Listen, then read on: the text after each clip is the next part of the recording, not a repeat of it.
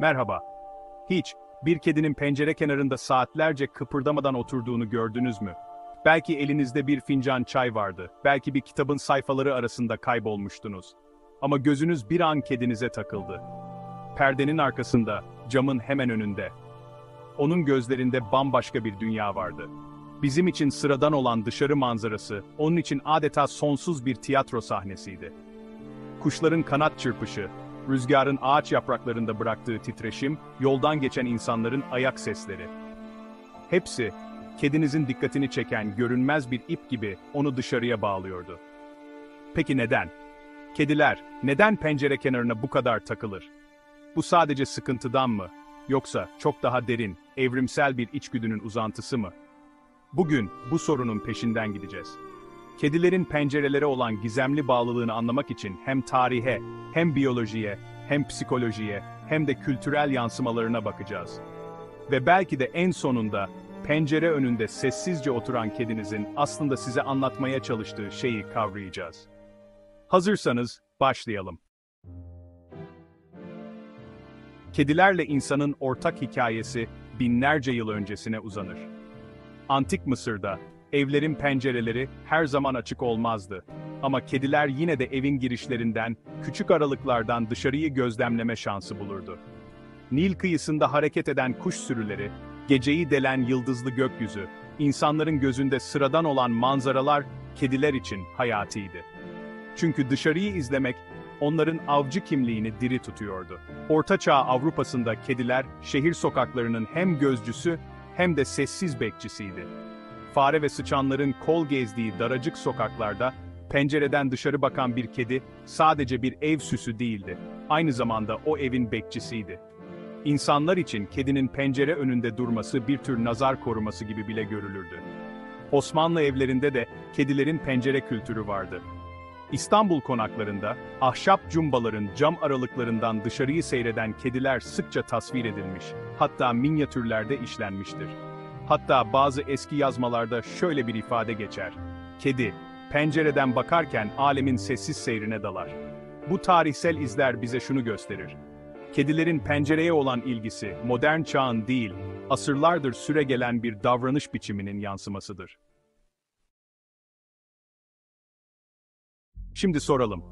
Bir kedi pencere kenarına oturduğunda beyninde neler olur? Kediler doğuştan avcıdır.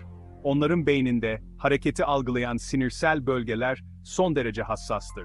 Ufacık bir kuş kanadı çırpışı, böcek kanatlarının titreşimi ya da rüzgarla savrulan bir yaprak, hepsi kedinin avlanma dürtüsünü tetikler. Ama işin ilginci şudur: ev kedilerinin çoğu pencerenin ardındaki avı asla yakalayamaz. Cam onları engeller. Yine de izlemekten vazgeçmezler. Çünkü izlemek, avlanmanın ilk aşamasıdır. Tıpkı eski bir ritüel gibi, pencere onlar için avcılık provasının sahnesidir. Bunun ötesinde, pencere başında geçirilen uzun saatler kediler için bir tür meditasyondur. İnsanlar kitap okuyarak, müzik dinleyerek zihinsel huzur bulur. Kedilerse dışarıyı izleyerek. Onların kalp atışları yavaşlar, kasları gevşer, beyin dalgaları uyumlu bir ritme girer. Yani pencere, onların ruhsal dinginlik mekanıdır. Bir başka önemli detay da göz kaslarının gelişimidir. Kediler, gözlerini uzun süre hareketli nesnelere odaklayarak hem görüş keskinliklerini artırır, hem de avcı reflekslerini canlı tutar. Peki ya psikolojik boyutu? Bazı uzmanlara göre, pencere kenarı kedinin güvenlik noktasıdır. Dışarıyı görür ama kendisi güvende kalır. Bu, bir avcının doğal içgüdüsünün evcilleştirilmiş hali gibidir. Kediler için pencere sadece cam değil, aynı zamanda bir dünya perdesidir. Bir şehirde yaşayan kedi için pencere manzarası, arabalar, insanlar, kuş sürüleri, gökyüzünde süzülen bulutlar olabilir. Köyde ya da doğada yaşayan bir kedi içinse manzara çok daha farklıdır. Ağaç dalları, böcekler, rüzgarın sesi, uzaktan geçen koyun sürüleri. Bir de yükseklik faktörü vardır. Kediler yüksekten bakmayı sever. Çünkü yükseklik onlara hakimiyet duygusu verir. Bir apartman dairesinin 4. katındaki pencere, bir kedi için adeta gözetleme kulesidir. Ayrıca dışarıdan gelen sesler ve kokular da pencere deneyimini zenginleştirir. Biz camı kapalı sandığımızda bile kedinin keskin burnu dışarıdaki kokuları algılar. Bir yabancı kedi geçtiğinde, bir kuş yakından uçtuğunda. Kedi için pencere kenarı duyuların bir şölenine dönüşür. Kedilerin pencere sevgisi sadece kendileriyle ilgili değil. Bazen bu davranış, insanlara verilmiş sessiz bir mesajdır. Düşünün, kediniz pencere kenarında oturuyor, siz yanına geliyorsunuz. Ona dokunmak istediğinizde hafifçe kuyruğunu sallıyor ama gözünü dışarıdan ayırmıyor. Bu aslında benimle birlikte ol ama beni zorla meşgul etme mesajıdır. Birlikte ama ayrı, aynı mekanda ama farklı dünyalarda. Bu pencere ritüeli insan-kedi bağını güçlendirir. Çünkü biz, onların sessizliğine şahit oluruz. Ve bazen, kendi dünyamızda fark etmediğimiz güzellikleri onların gözünden yeniden keşfederiz. Kedilerin pencere önünde saatler geçirmesi üzerine, bilim dünyası da merakla araştırmalar yapmıştır. Etoloji yani hayvan davranış bilimi, özellikle evcil kedilerin çevreyle etkileşim biçimlerini incelemeye büyük önem verir. Amerika'da yapılan bir çalışmada 577 ev kedisi gözlemlendi. Araştırmanın sonucuna göre, kedilerin %84'ü günde en az bir kez pencere kenarında vakit geçiriyordu. Ortalama süre ise 5 ila 6 saat arasındaydı. Yani kediler günün 1/4'ünü pencereden dışarı bakarak geçiriyor. Peki neden bu kadar uzun? Çünkü pencere onlar için sadece izleme alanı değil, aynı zamanda zihinsel bir zenginleştirme ortamı. Veterinerler, özellikle evden hiç çıkmayan kediler için pencere kenarlarının ruhsal sağlık açısından kritik olduğunu söylüyor. Dışarıdan gelen görsel ve işitsel uyaranlar, kedinin sıkılmasını engelliyor, kaygıyı azaltıyor ve hatta depresyon riskini düşürüyor. Bir başka ilginç araştırma da İngiltere'den. Bilim insanları, pencere kenarında uzun süre vakit geçiren kedilerin kalp atışlarını ve beyin dalgalarını inceledi. Sonuçlar şaşırtıcıydı. Pencere izleyen kedilerde kalp ritmi düzenleniyor, stres hormonları düşüyor ve beyin rahatlama dalgaları üretiyordu. Yani pencere, onlar için biyolojik bir terapi mekanizmasıydı. Peki camın arkasındaki hayal kırıklığı? Yani avı göremek ama ulaşamamak. Bilim insanları buna da cevap veriyor. Aslında kediler için avı yakalamak değil, onu gözlemek de tatmin edici bir süreçtir. Avcılığın aşamalarından takip ve gözlem bölümü beynin ödül mekanizmasını harekete geçirir. Dolayısıyla pencere kenarında avı sadece izlemek bile dopamin salgılatır. Pencereden bakan kedi figürü, sanat tarihinde ve edebiyatta çok sık karşımıza çıkar. Örneğin 19. yüzyıl ressamlarından Pierre Bonnard'ın tablolarında sıkça pencere önünde duran kediler görülür. Bu figür, hem ev içi huzurun hem de dış dünyaya duyulan merakın sembolüdür. Japon edebiyatında kediler çoğu zaman ara gözlemci rolünde resmedilir. Haruki Murakami'nin romanlarında geçen kediler, çoğunlukla bir pencere ya da kapı eşiğinde durur. Yani iki dünya arasında sessizce duran bir figür. Osmanlı şiirinde de pencere başındaki kediye rastlarız. Bazı divan şairleri, kediyi aşığın sabırla bekleyişine benzetmiştir.